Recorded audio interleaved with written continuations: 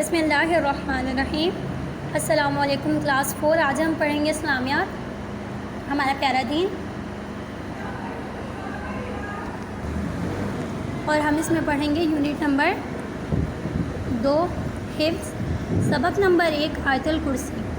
آیت الکرسی کیا ہے بچوں؟ آیت الکرسی قرآن مجید کی ایک عظیم آیات ہے جو ہمارے پیارے حبیب صلی اللہ علیہ وآلہ وسلم پر نازل ہوئی، جو سورہ بقرہ آیت نمبر 255 تلک الرسول میں پہلے ہی پیج پہ آپ کو ملے گی۔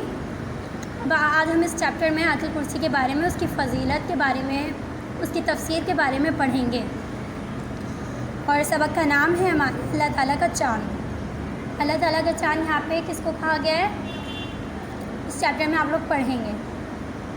لائٹ گئی ہوئی تھی، ہر طرف اندھیرا تھا، بچے دادا جان کے ساتھ چھت پر تھے جہاں ٹھنڈی ٹھنڈی ہوا چل رہی تھی۔ بچوں نے ضد شروع کر دی، دادا جان کہانی سنائیے، کہانی سنائیے۔ دادا جان ہنستے ہوئے بولے، اچھا مجھے سوچنے تو دو۔ اچانک بادل ہٹے اور چاند نکل آیا، چھت پر روشنی تیز ہو گئی۔ منا فوراً بول اٹھا،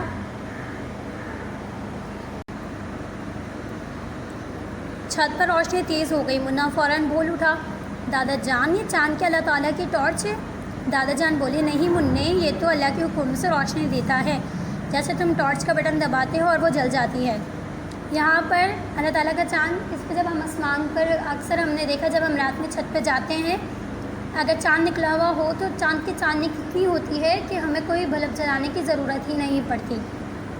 اکثر لائٹ جاتی ہے تو ہم چھت پہ چلے جاتے ہیں، ہم دیکھتے ہیں کہ اگر چودھویں رات کا چاند ہے تو ہماری پوری چھت پہ نا ایک خوبصورت سا سما ہوتا ہے۔ یہ کس کی قدرت ہے؟ اللہ تعالیٰ کی قدرت ہے کہ چاند کی روشنی، اس نے چاند کی چاندنی بنائی ہے جس سے راتیں روشن ہو جاتی ہیں۔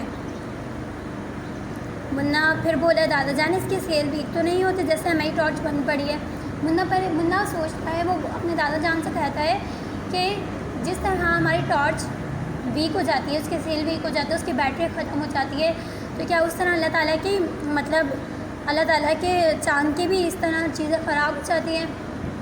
دادا جان کہتے ہیں، نہیں بیٹا، اللہ تعالیٰ کی بنائی ہوئی چیزیں خود سے نہ خراب ہوتی ہیں نہ اچھی، وہ تو بس اللہ کے حکم سے چلتی ہیں۔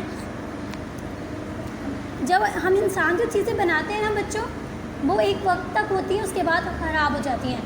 یعنی کہ کوئی چیز ہے، کوئی بیٹری ہے، اس کی اس کی وارنٹی ہے 1 سال کی، اگر وہ 1 سال میں بھی کبھی کبھار بند ہو جاتی ہے یا خراب ہو جاتی ہے اپنی وارنٹی پوری کرنے سے پہلے ہی، گر جائے تو خراب ہو جاتی ہے۔ انسان کی بنائی ہوئی چیزوں میں نقص بھی ہوتے ہیں اور وہ جلدی خراب بھی ہو جاتے ہیں، جبکہ اللہ رب العزت کی بنائی ہوئی چیزیں اللہ کے حکم سے نہ خراب ہوتی ہیں اور نہ صحیح چل سکتے ہیں۔ اگر اللہ تعالیٰ چاہے تو بالکل صحیح چلا دے، اگر اللہ تعالیٰ نہ چاہے تو انہیں بند کر دے۔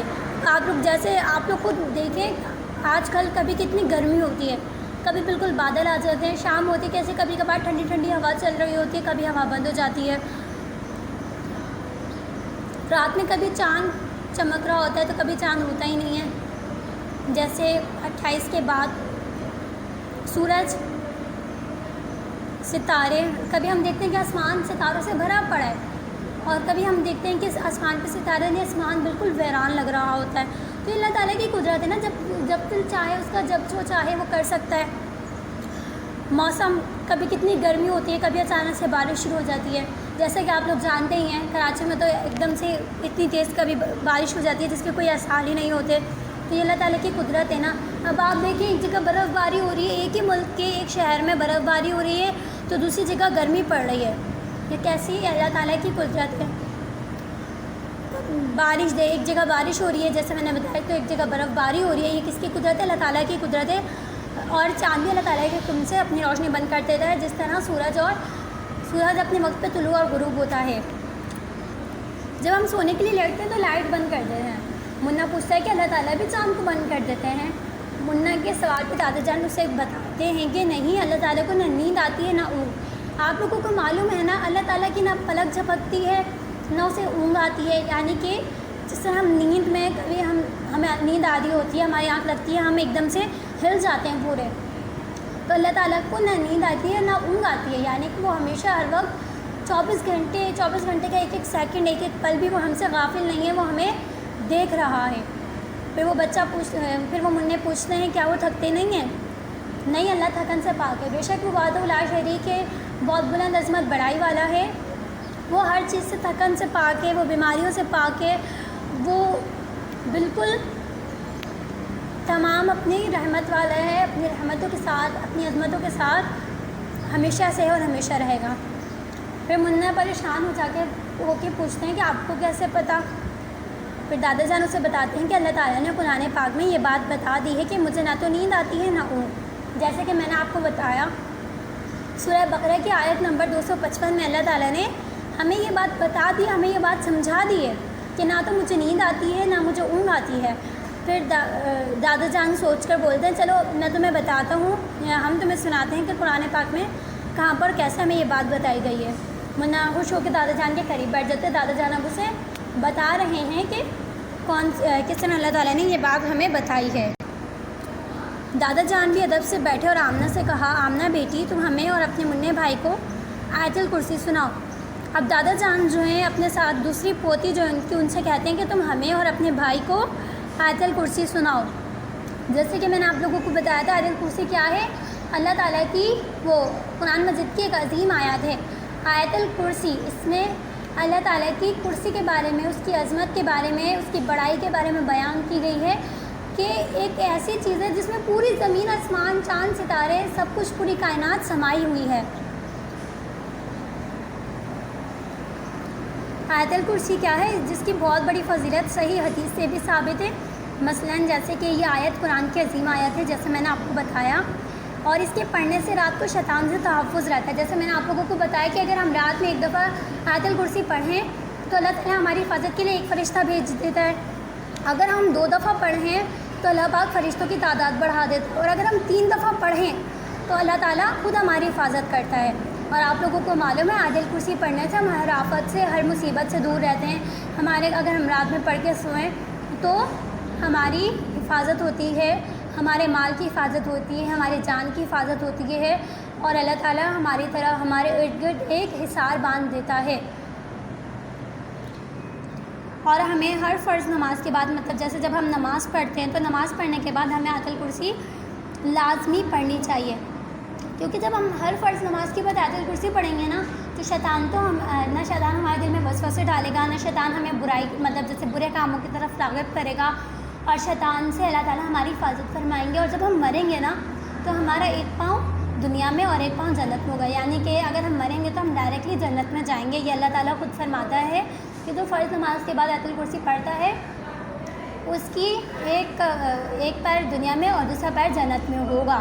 آیت الکرسی ہے ہی اتنی فضیلت والی، ہے ہی اتنی عظیم آیات اللہ تعالیٰ کی طرف سے نازل کردہ۔ اس میں اللہ تعالیٰ کی عظمت، بڑائی، اللہ تعالیٰ کا ایک تعارف ہے۔ آیت الکرسی میں اللہ تعالیٰ کا کیا ہے، تعارف بیان کیا گیا ہے۔ اب ہم آیت الکرسی پڑھتے ہیں۔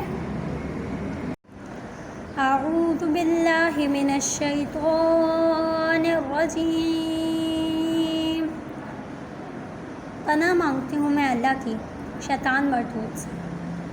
بسم اللہ الرحمن الرحیم۔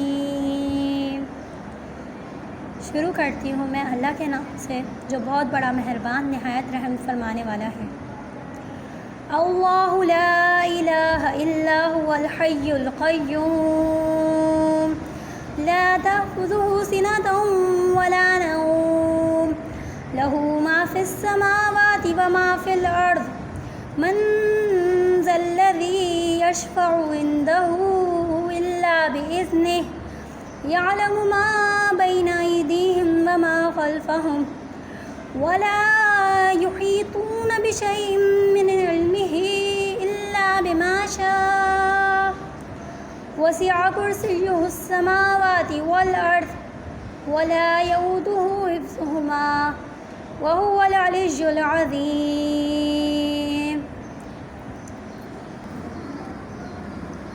سبحان اللہ۔ ہم نے ابھی آیت الکرسی کی قرأت کی ہے، اب ہم اس کا ترجمہ پڑھیں گے اور تفسیر پڑھیں گے۔ سب سے پہلے یہاں پر کیا بیان کیا گیا ہے، اللہ لا الہ الا ہو، نہیں ہے کوئی معبود سوائے اللہ کے، یعنی کہ وہی معبود ہے، وہی عبادت کے لائق ہے۔ الحی القیوم، وہ خود زندہ ہے، دوسروں کو قائم رکھنے والا ہے، یعنی کہ وہ ہمیشہ سے ہے اور ہمیشہ رہے گا۔ لا تأخذہ سنۃ ولا نوم، نہ اسے اونگ آتی ہے اور نہ اسے نیند آتی ہے۔ یعنی کہ جیسا کہ میں نے آپ کو بتایا اللہ تعالیٰ کی پلک تک نہیں جھپکتی، نہ اسے اونگ آتی ہے اور نہ اسے نیند آتی ہے۔ لہو ما فی السماوات و ما فی الارض، جو کچھ آسمانوں میں ہے، زمینوں میں ہے، پوری کائنات میں جتنا کچھ ہے، سب کچھ کس کی ملکیت ہے؟ صرف اللہ تعالیٰ کی ملکیت ہے۔ کون ہے جو اس کے حکم کے بغیر اس کے حکم کے بغیر سفارش کرے؟ اگر اس کا حکم نہ ہو تو کون ہے جو اس کے حکم کے بغیر یہاں پر سفارش کرے؟ یعنی کہ دنیا میں کوئی بھی کام اللہ تعالیٰ کے حکم کے بغیر نہیں ہو سکتا، کچھ بھی اللہ تعالیٰ کے حکم کے بغیر ایک پتا تک نہیں ہل سکتا۔ وہ جانتا ہے جو کچھ ان کے آگے اور جو کچھ ان کے پیچھے، وہ سب کچھ جانتا ہے، جو ہمارا گزر چکا، جو ہمارا آنے والا ہے، وہ ہمارے تمام اگلے پچھلے عیبوں سے، ہمارے تمام اگلے پچھلے رازوں سے، ہمارے تمام اگلے پچھلے زندگی سے واقف ہے، اور وہ نہیں پاتے اس کے علم میں سے مگر جتنا وہ چاہے، اور اس کے علم میں سے اگر وہ جسے چاہے تو اپنی مرضی سے، اپنے حکم سے علم دے سکتا ہے جتنا وہ چاہے، اگر وہ نہ چاہے تو کچھ بھی ممکن نہیں۔ اس کی کرسی میں آسمان اور زمین سمائے ہوئے ہیں اور اسے بھاری نہیں ان کی نگبانی، اور وہی ہے بلند بڑائی والا۔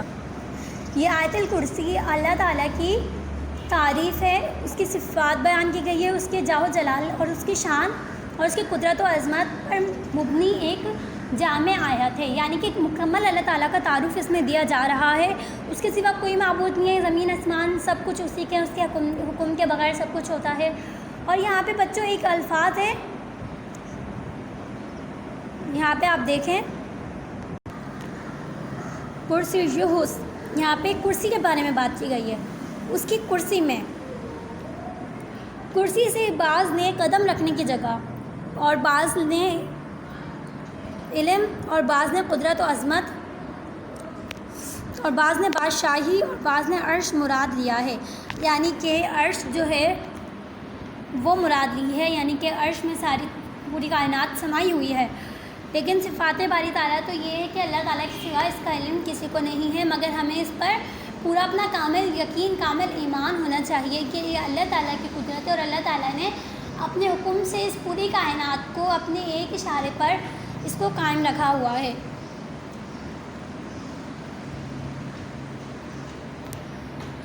اور وہ بہت بلند عظمت اور بڑائی والا ہے۔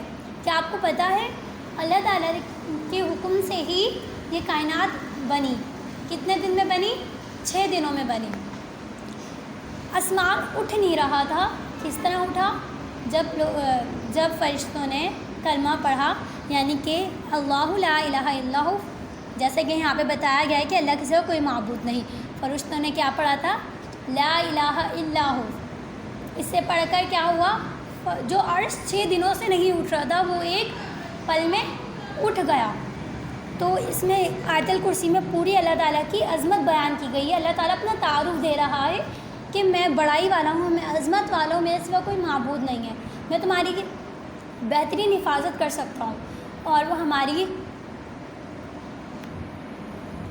بہترین حفاظت کر سکتا ہے، اور وہی سب کچھ کا غیب کا علم رکھنے والا ہے، سب کچھ کرنے والا ہے۔